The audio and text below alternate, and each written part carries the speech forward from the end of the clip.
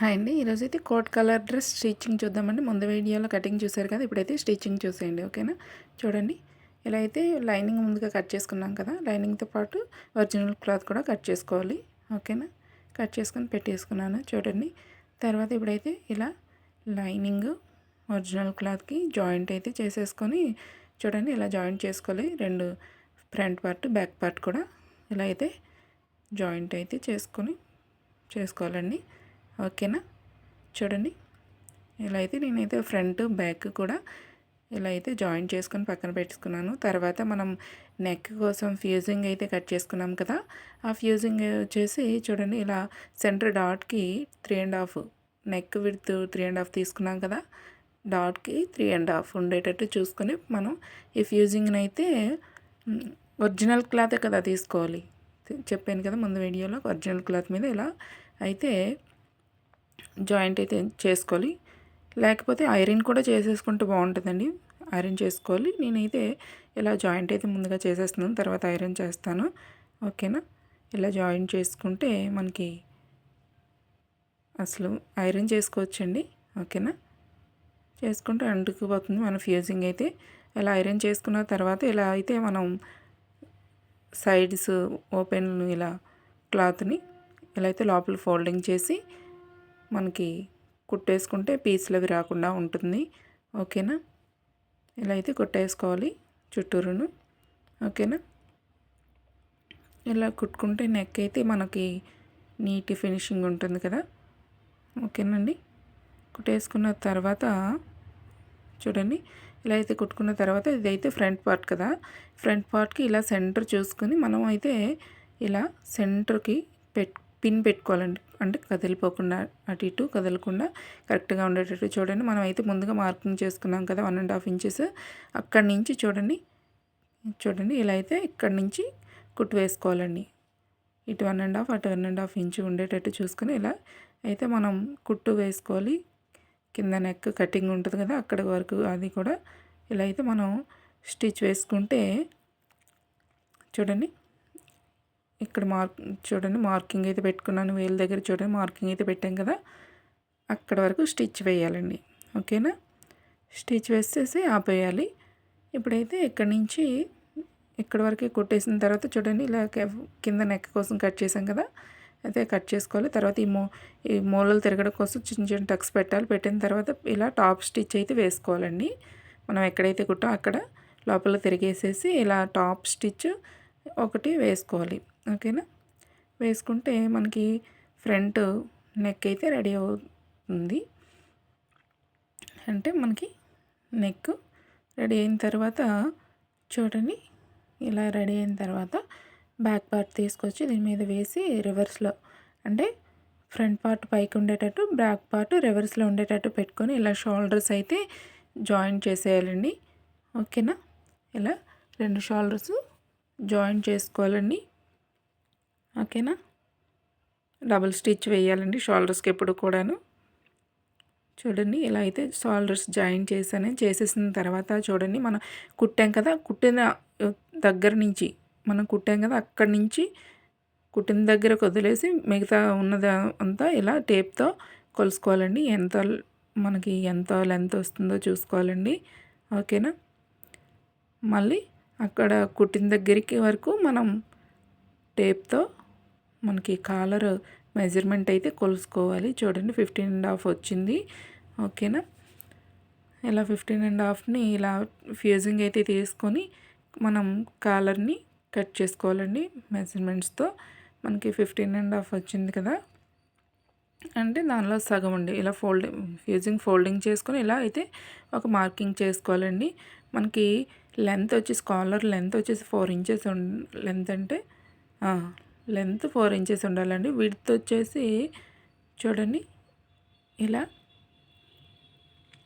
చూడండి మనకి 15.5 వచ్చింది కదా, అప్పుడు దానిలో సగం పావు తక్కువ 8. ఓకేనా? ఇటు సైడ్ కూడా పావు తక్కువ 8 మార్కింగ్ చేసుకోవాలి. ఓకేనా? మనకి లెంత్ ఎంత వస్తుందో చూసుకొని, కాలరు మెజర్మెంట్ ఎంత వస్తుందో చూసుకొని దానిలో సగం ఇలా అయితే మార్కింగ్ చేసుకోవాలండి.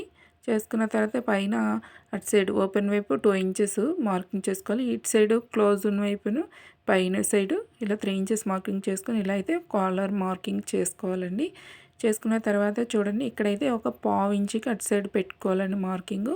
ఎందుకంటే కాలరు మూలలు ఇలా పొడవుగా ఉండడం కోసం. ఓకేనా, ఇలా అయితే కట్ చేసేసుకోవాలి. ఓకేనా, ఇక్కడైతే పైన చిన్న షేప్ పావు ఇంచు షేప్ ఇచ్చుకోవాలండి. ఓకేనా, కాలర్ షేపు. ఓకే, ఇలా అయితే ఇచ్చుకొని మనం కట్ చేసుకోవాలి.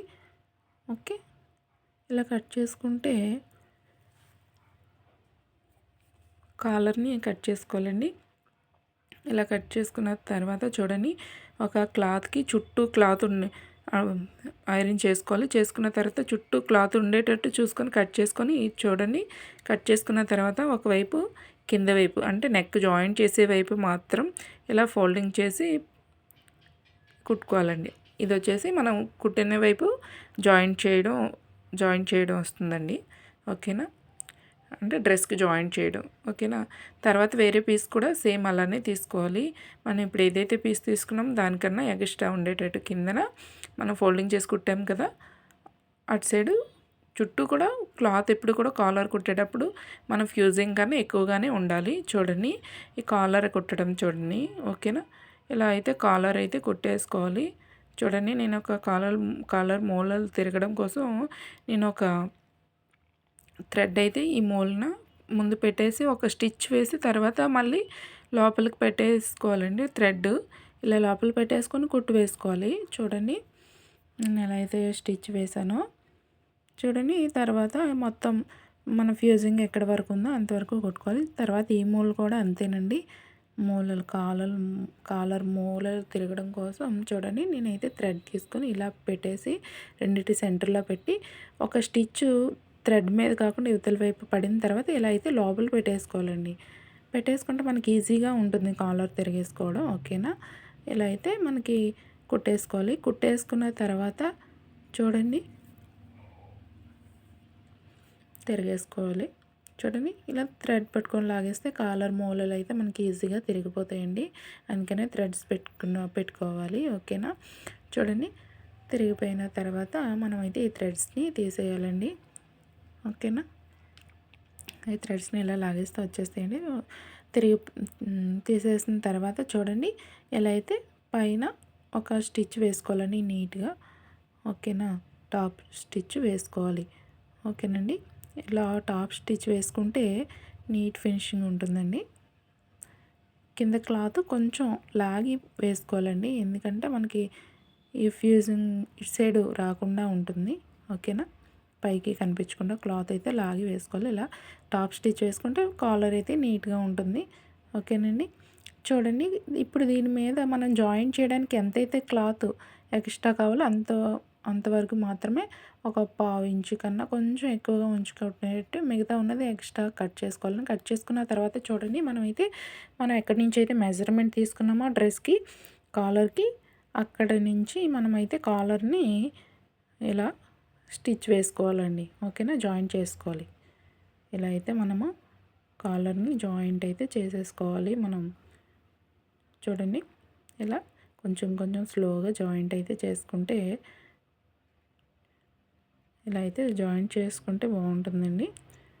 స్లోగా జాయింట్ చేయాలండి, అంటే లాగకూడదండి. కింద డ్రెస్ అయితే మళ్ళీ సాగిపోతే నెక్ ఎక్కువైపోతుంది. ఓకేనా, లాగకుండా స్లోగా జాయింట్ అయితే చేసేయాలి.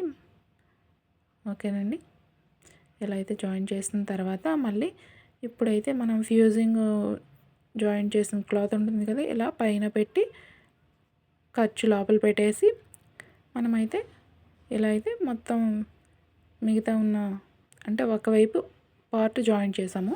ఇప్పుడు రెండో పార్ట్ కాలర్లో ఫ్యూజింగ్ జాయింట్ చేసిన పార్ట్ ఇలా అయితే లోపలికి వస్తుంది. ఇలా అయితే స్టిచ్ చేసుకుంటే కాలర్ రెడీ అయిపోతుందండి. మధ్యకి ఫోల్డింగ్ చేసుకుంటే ఇలా డ్రెస్ అయితే రెడీ అయిపోతుంది. తర్వాత హ్యాండ్స్ మిగతా పార్ట్ అంతా మన నార్మల్ డ్రెస్ ఎలా అయితే కుట్టుకుంటామో అలా కుట్టుకోవాలండి. డ్రెస్ ఎలా ఉందో కామెంట్ చేయండి. మన ఛానల్ సబ్స్క్రైబ్ చేసుకోవడం మాత్రం మర్చిపోకండి. Thank you so much.